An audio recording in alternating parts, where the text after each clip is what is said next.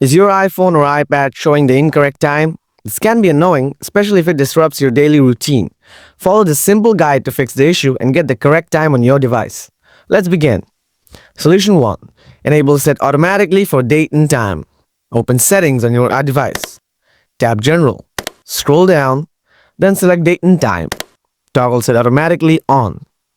Check if the time updates to the correct local time. Solution 2. Check location services for time zone accuracy. Open settings, scroll down. Tap privacy and security.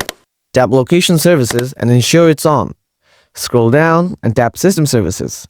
Enable setting time zone to allow your device to automatically adjust to your location.